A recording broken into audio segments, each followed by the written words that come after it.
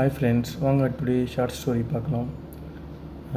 ஸ்டோரியோட title வந்து பார்த்திங்கன்னா யானையும் மூப்பனும். மலையை ஒட்டிய சமவெளியான மாந்தோப்புக்குள் குடிசைக்குள் நல்ல உறக்கத்தில் இருந்தாலும் முப்பனின் காதுக்குள் வெளியே ஓவென எரிச்சலிட்ட வண்ணம் பெய்து கொண்டிருந்த மழையிலும் தட் எனும் சத்தம் தெளிவாக கேட்டது. சட்டென உறக்கம் போன இடம் தெரியாமல் போய் கண்ணை விழித்தார். 30 வருடங்களுக்கு மேல் சுவாசம் மாறும் யானையின் வாசம். வயதின் தளர்ச்சியால் உடனடியாக எழ முடியவில்லை. அப்படியே மல்லாந்த வாக்கில் கட்டிலின் மேல் படுத்து கிடந்தார். ஏதோ பாரமான பொருள் ஒன்று அவர் தலைக்கு மேலும் அதன் பின் அருகருகே நகர்வதை படுத்தாரே உணர முடிந்தது. ஒரு சமயம் அவர் மேற் தொட்டாற்போல் நகர்ந்து போனதும் தெரிந்தது. யானையின் தும்பிக்கை அதுவென்று மனமுழுக்க அறிந்தாலும் சத்தம் போடாமல் மூச்சை பிடித்து அப்படியே கிடந்தார். என்ன நடந்தாலும் சரி, இனி என் வாழ்க்கையில் எல்லாம் முடிந்து போன பின்னால் இப்படித்தான் அவரது எண்ணம் அப்பொழுது மனதில் ஓடிக்கொண்டிருந்தது. அதற்கு பின் குடிசைக்குள் தெரிந்த அசைவுகள் நின்று போயின. என்றாலும் வெளிப்புறமாய் மரக்கிளைகள் ஒடிவதும் பெருமூச்சு விடும் சத்தமும் சில நேரங்களில் பிறர்களும் கேட்டுக்கொண்டுதான் இருந்தது. அநேகமாக 2-3 யானைகள் வந்திருக்க வேண்டும் என்று மனதுக்குள் நினைத்து கொண்டிருக்கும் போதே இவர் எப்பொழுது தூங்கினார் என்று தெரியவில்லை. காலை 5 மணிக்கெல்லாம் விழிப்பு வந்து விட்டது. 5 மணி என்பதை கூட இவர் அலாரமோ செல்போசி அழைப்போ கொண்டு தெரிந்து கொள்வதில்லை. அந்த நேரத்தில் குடிசையின் மேல் உட்கார்ந்து இவரை எழுப்பிவிடும் மலைக்குருவியின் சத்தம் கேட்டே நேரம் அறிந்து கொள்கிறார்.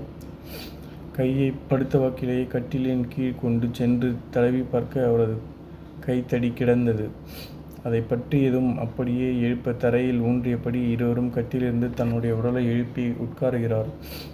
5 நிமிடம் உட்கார்ந்தவர் தடியை பலமாக ஊன்றி மெல்ல எழும்புகிறார். அப்படி கொஞ்சம் மனம் நிம்மதியாவது போல் இருந்தது.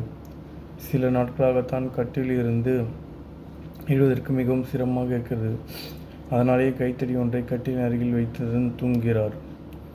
இனி கைத்தடி அவசியமாக படவில்லை என்றாலும் ஒரு வாக்குக்காக தரையில் ஊன்றியபடி குடிசை கதவை நோக்கி வருகிறார். கதவு அம்போவென திறந்ததன் கிடந்தது.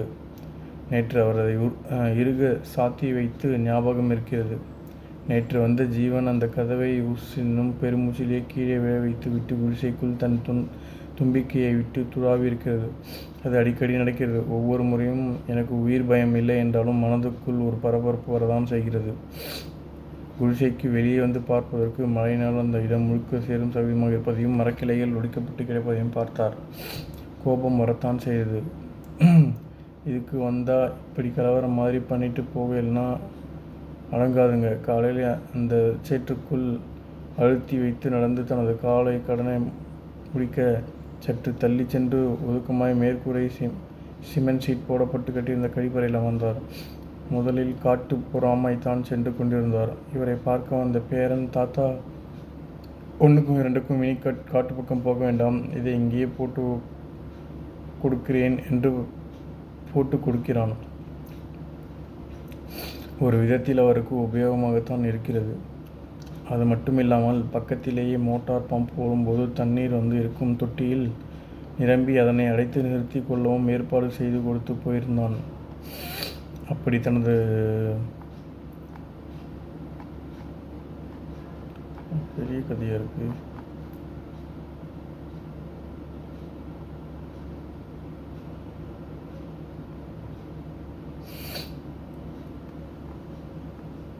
அப்படி தனது கோமணத்தை இறுக்கி கட்டியபடி வெளியே வந்தவர் மீண்டும் மரக்கிளைகளை இப்படி கடித்து போட்டு விட்டு போயிருந்ததை பார்த்தபடி யானைகளை திட்டிக் கொண்டே மீண்டும் குடிசைக்குள் நுழைந்தார்.